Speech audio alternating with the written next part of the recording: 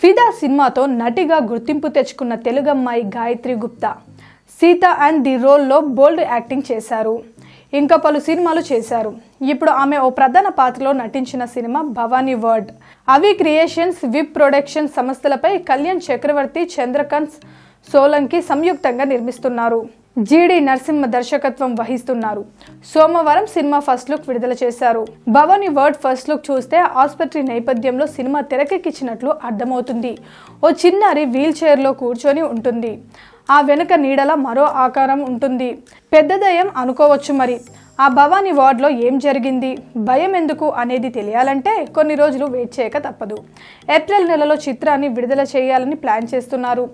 Bhavani ward చిత్ర దర్శకుడు నరసింహ మాట్లాడుతూ, నా కథ విని ఒప్పుకొని నటించిన గాయత్రి గుప్తా గారికి థ్యాంక్స్. మాకు ఆమె ఎంతో సహకరించారు. హీరో హీరోయిన్లు చక్కగా నటించారు. నటీనటిమణుల సహకారంతో అనుకున్న విధంగా సినిమా బాగా తీసా. చంద్రకాంత్ సహకారం ఎప్పటికీ మరవలేను.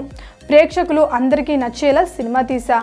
హారర్ సినిమాలు కోరుకునే ప్రేక్షకులకు మరింత నచ్చుతుంది అని అన్నారు. చిన్న చిత్రాలకు మద్దతుగా నిలవాలనే ఉద్దేశంతో నరసింహ చెప్పిన కథ నచ్చడంతో ఆ సినిమా నిర్మించా అని నిర్మాత కళ్యాణ్ చక్రవర్తి తెలిపారు. Please subscribe Pragna media. Please like, share, subscribe to Pragna Media. Pragna Media, please do like, share and subscribe. Please subscribe to Pragna Media. Please like, share and comment if you like the video. Pragna Media.